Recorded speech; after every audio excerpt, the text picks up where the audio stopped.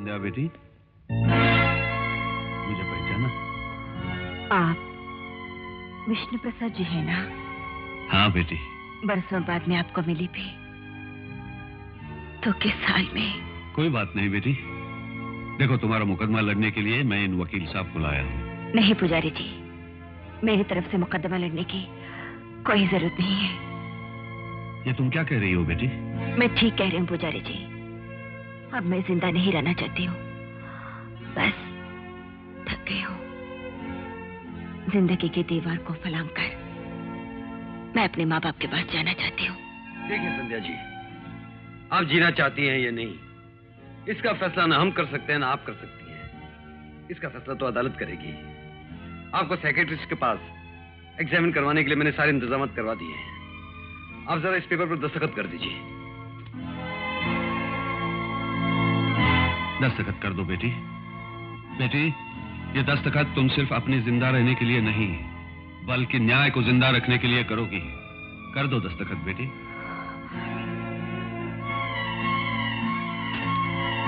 संध्या। संध्या जी,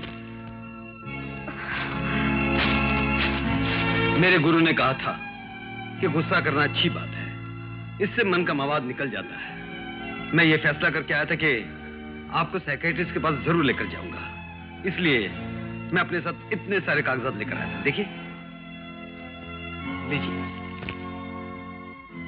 संध्या बेटी, दस्तखत कर दो। दस्तखत कर दो बेटी।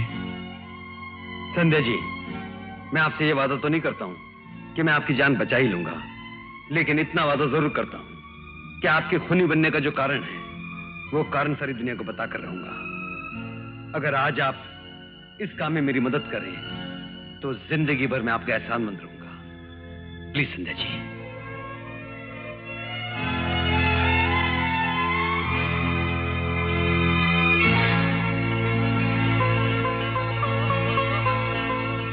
Thank you. इंस्पेक्टर, ये रहे कोर्ट के ऑर्डर्स। मुझे सोमनाथ फैमिली की केस की फाइलें वेरिफिकेशन के लिए चाहिए। इंस्पेक्टर खन्ना। सर। सोमनाथ के केस की फाइल लाइए। Okay sir.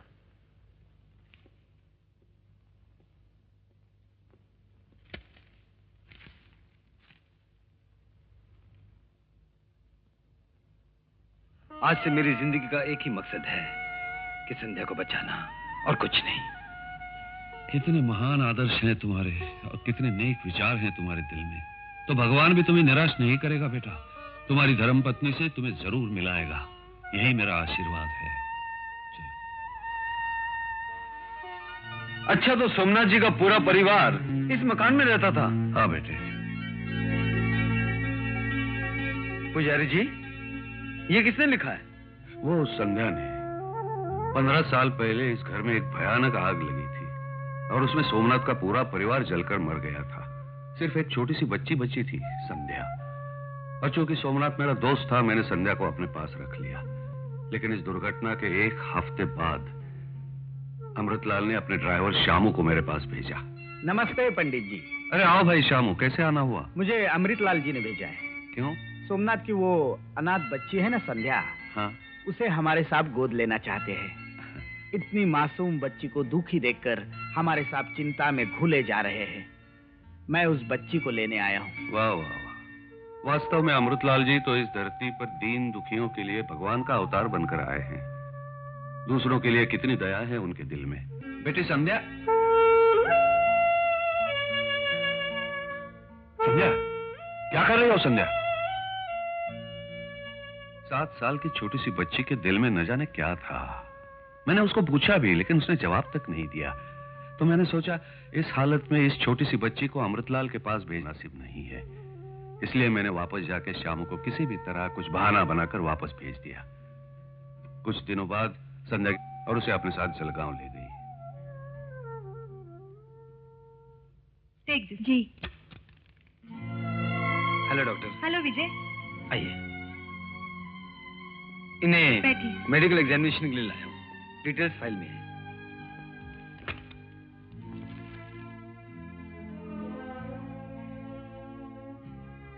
संध्या, एक बात बताओ, तुम्हारी शादी को कितने साल हुए? 4 साल। तुम्हारे पति तुमसे प्यार करते हैं? बहुत। इन 4 सालों में तुम्हारे पति कभी तुमसे नाराज हुए? नहीं। हाँ, कभी कभी गुस्से से डांट दिया करते थे। एक तरफ से उस गुस्से का कारण मैं ही हुआ करती थी। संध्या, तुम्हारे पति के पास ऐसी कौन सी चीज थी जो तुम्हें बहुत पसंद थी? उनकी रिवॉल्वर। रिवॉल्वर? हाँ, क्योंकि मैं उसी रिवॉल्वर से अपने भयानक सपनों को तोड़कर चकनाचूर कर देना चाहती थी। कैसे भयानक सपने? तुम्हें कुछ याद है? सब याद है। नींद में देखे हुए सपने जागने के बाद अक्सर याद नहीं रहते हैं, लेकिन मैंने वो सपने सोते हुए नहीं, जागते हुए भी देखे हैं। वो खौफनाक सपने अक्सर मेरा पीछा करते रहते थे। उन सपनों में तुम्हें कौन दिखाई देता था? मेरी माँ और एक जलील इंसान। कौन था वो जलील इंसान? अमृतलाल। थोड़ा तफसील से बताओगे? अमृतलाल की मौत के साथ साथ पुराने जख्मों पर मरहम लग गया है। फिर उस दास्तान को छेड़कर जख्मों को ताजा मत कीजिए। ओह, आई एम सॉरी। कोई बात नहीं। तुम्हारे सपनों में आने वाली माँ क्या अब भी तुम्हें अच्छी लगती है? हाँ, मेरी माँ मुझे जान से ज्यादा प्यारी लगती है। मेरा बचपन मुझे ऐसे याद है जैसे कल की बात हो। वो मुझे गोद में लिटाकर गौतम बुद्ध की कहानी सुनाती थी, महात्मा गांधी और तमाम आदर्श वालों की कहानियां सुनाया करती थी। लेकिन गांधी जी ने तो हमेशा अहिंसा का सबक सिखाया था। फिर अमृतलाल का कत्ल करके तुम्हें ऐसा नहीं लगा जैसे तुम्हारे हाथों बहुत बड़ा पाप हो गया? बिल्कुल नहीं। अमृतलाल भी तो गांधी टोपी पहनता था। क्या उसने हिंसा नहीं की? क्या उसने मेरी माँ की जान नहीं ली?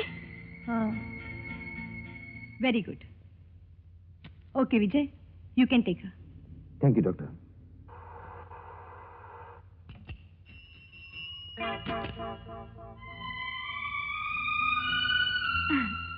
डैडी, अपने दामाद की सवारी देख रहे हैं? दूध सर। कल तक होंडा और टोयोटा में सैर करने वाला आज एक मामूली साइकिल पर सवारी कर रहा है।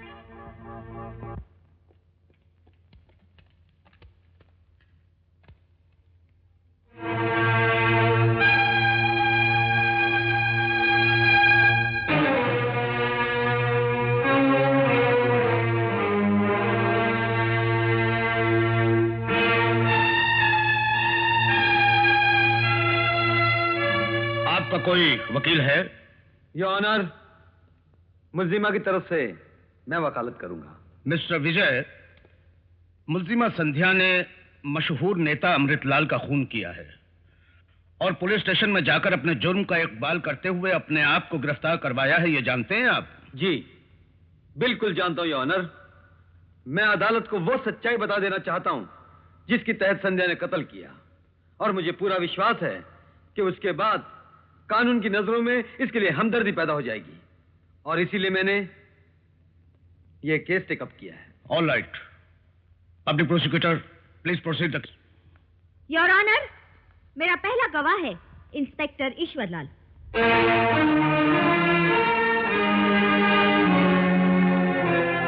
इंस्पेक्टर ईश्वरलाल जी, क्या ये सच है कि मुल्जिमा संध्या ने आपके पास जो बयान लिखवाया उसमें अपने जुर्म का इकबाल किया है?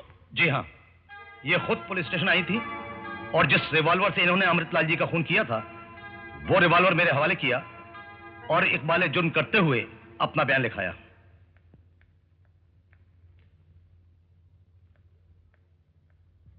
यही वो रिवॉल्वर है? जी हाँ, ये वही रिवॉल्वर है। इस रिवॉल्वर को फिंगरप्रिंट एक्सपर्ट के पास भेजा था? जी हाँ, भेजा था। इस पर किसके फिंगरप्रिंट्स पाए गए? संध्या के। Thank you, that's all your honour. Mister Vijay, आप क्रॉस एग्जामिन कर सकते हैं। अभी नहीं ऑनर, बाद में करूंगा। बाद में? मतलब कब? कोर्ट के बर्खास्त होने के बाद घर पर आराम से करेंगे ये honour. Order order. Prosecutor, defence lawyer का मजाक उड़ाना कानून की तौहीन है और अदालत इस बात की बिल्कुल इजाजत नहीं देती। Court does not allow. Sorry your honour. Mister Vijay, आप इस वक्त क्यों क्रॉस एग्जामिन नहीं करना चाहते? योर ऑनर, उलझन पैदा होने का खतरा है, इसलिए जब समय आएगा उसी वक्त मुझे क्रॉस एग्जामिन करने की इजाजत दी जाए। ये मेरी अदालत से दरख्वास्त है। Permission granted. Thank you sir. Next witness please. Sharda Devi ji, क्या आपने कत्ल से पहले इस लड़की को कभी देखा था? जी नहीं। खैर, कत्ल करते हुए देखा? खुद मैंने अपनी आंखों से देखा है। मेरी आंखों के सामने यह हादसा हुआ था। इस लड़की और आपके पति के बीच कोई दुश्मनी थी? सिर्फ इस लड़की के साथ ही नहीं, दुनिया में किसी के साथ उनकी दुश्मनी नहीं थी। उन्होंने कभी किसी का बुरा नहीं किया। That's all, Your Honor. Mister Vijay, any cross examination? Yes your honour. Madam, क्या आपके पति के ताल्लुकात सिर्फ आप ही के साथ थे? Objection, Your Honor. इस सवाल का इस मुकदमे से कोई ताल्लुक नहीं है। नो प्रोसिक्यूटर, इस सवाल का इस केस से बहुत गहरा ताल्लुक है। Objection overrule. Please proceed defence lawyer. Thank you your honour. Madam, मैं एक बार और पूछ रहा हूं, क्या आपको अपने पति की सच्चाई पर पूरा विश्वास था? हाँ, पूरा विश्वास था, जैसे एक पुजारन को अपने भगवान पर होता है। इतनी बरसों की शादीशुदा जिंदगी में एक बार भी मुझे उनकी सच्चाई पर कभी शक नहीं हुआ। That's all your honour. Your honour, हमारे डिफेंस लॉयर के पास अपनी मौकिला को बचाने का एक ही रास्ता है कि वो मुल्जिमा को एक दिमागी मरीज साबित करने की कोशिश करेंगे। लेकिन इन बेचारों को मैं ये मौका हरगिज नहीं दूंगी। My next witness is doctor Lalita.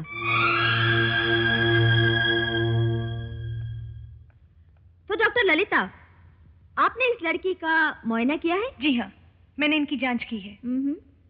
इस लड़की के दिमागी कैफियत के बारे में आपका क्या ख्याल है?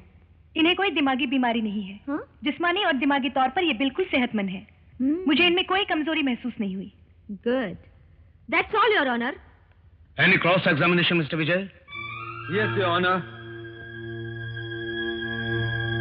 डॉक्टर ललिता, किस मरीज को दिमागी बीमारी है, इसका फैसला आप कैसे करती हैं? उसकी रोजमर्रा की हरकतों को देखकर या उसकी बीती हुई जिंदगी को टटोल कर? दोनों तरीकों से। अगर बीती हुई जिंदगी में कोई खास वाकया हुआ हो तो जांच करानी पड़ती है, लेकिन संध्या के आज के बर्ताव को देखकर ऐसा पता नहीं चलता कि उसकी जिंदगी में कोई ऐसा हादसा हुआ हो जिसकी वजह से उसके दिमाग पर गहरा असर पड़ा हो। आई सी। डॉक्टर, कभी ऐसा हो सकता है कि इंसान दिखने में तो ठीक ठाक लगता हो, लेकिन कोई हादसा देखकर या कोई खास बात सुनकर या याद आने पर उसका दिमागी तवाजुन बिगड़ जाए और ऐसी हालत में वो कोई उल्टी सीधी हरकत कर बैठे? क्या इसकी गुंजाइश है? हाँ है, उसे ऑब्सेशन कहते हैं। Excuse me? Obsession. Oh, thank you. इस तरह के ऑब्सेशन वाले लोग कुछ देर के लिए अपने होशो हवास गवाकर किसी भी तरह का खतरनाक काम कर सकते हैं। आई सी। एक बात और बताइए डॉक्टर, एक मासूम बच्ची जो अपनी मां को अंधाधुंध प्यार करती हो, अपनी जान से भी ज्यादा चाहती हो, और अचानक एक दिन उसकी आंखों के सामने कोई आदमी बड़ी बेदर्दी से उसकी मां का कत्ल कर दे, क्या वो हादसा उस मासूम के दिमाग पर एक ऑब्सेशन वाला असर पैदा कर सकता है? क्या इस बात की भी गुंजाइश है? हाँ, बिल्कुल गुंजाइश है। बचपन में मां के कत्ल का आंखों देखा वाकया, क्या ये गहरा जख्म बनकर उसके दिमाग पर हमेशा के लिए रह सकता है? हाँ, रह सकता है। Thank you very much doctor. That's all your honour. Next witness. Your honour, अब मैं एक ऐसा गवाह पेश करती हूँ जो मुल्जिमा के साथ मुसलसल 4 साल से जिंदगी गुजारता रहा है। उसका पति, जिसकी गवाही से यह साफ जाहिर हो जाएगा कि मुल्जिमा की दिमागी हालत कमजोर है या बिल्कुल ठीक है। मिस्टर राकेश।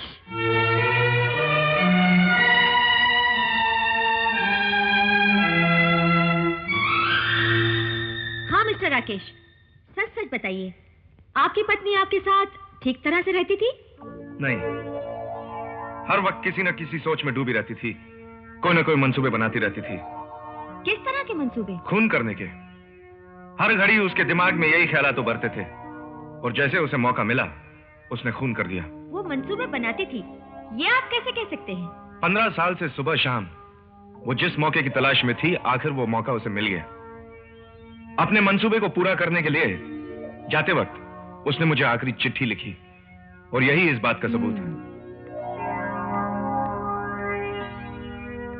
क्या यही वो चिट्ठी है? हाँ, यही है। और ये रिवॉल्वर आप ही का है ना? जी हाँ, ये रिवॉल्वर मेरा है। Thank you very much. Any cross examination mister defence lawyer? Yes your honour. अब भी वक्त है, केस विड्रॉ कर लो, इज्जत बच जाएगी। मुझे इज्जत नहीं, इंसाफ चाहिए। अपनी इज्जत बचाने की तुम फिक्र करो। हाँ तो मिस्टर राकेश, आपने अपनी पत्नी के इरादे और मंसूबों के बारे में बहुत कुछ बताया। आपने यह भी बताया कि आपकी पत्नी हर वक्त कुछ ना कुछ सोचती थी, या खुद उसने कभी बताया कि वो क्या सोचती थी, क्या मंसूबे बनाती थी? नहीं, इसने कभी कुछ नहीं बताया।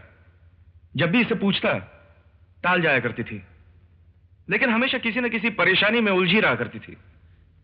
ठीक है, आपने उससे किसी डॉक्टर को दिखाया? बहुत से डॉक्टरों को दिखाया और उन सबका यही कहना है कि ये किसी दिमागी परेशानी से बेचैन है और कुछ ही दिनों में खुद ही ठीक हो जाएगी। Please note down this point your honour. बहुत से डॉक्टरों ने कहा कि यह किसी दिमागी परेशानी से बेचैन है। थैंक यू राकेश, ये बहुत ही काम का पॉइंट है। अब एक बात और बताना, क्या उन डॉक्टरों के कहने के मुताबिक संध्या ठीक हो गई? नहीं, ठीक तो नहीं हुई, बल्कि इसकी बीमारी और ज्यादा बढ़ गई है, और इतनी ज्यादा बड़ी है कि इसने बिल्कुल निडर होकर हजारों लोगों के बीच जाकर उसका कत्ल किया है। और अब जबकि यह साबित हो चुका है कि इसका ठीक होना नामुमकिन है, तो मैंने भी एक फैसला कर लिया है। कौन सा फैसला? इसे तलाक देने का। Rakesh,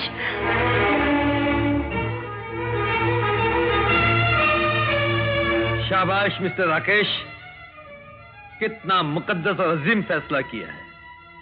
good your honour, she is finished and I am also finished with this witness. The court is adjourned for the day.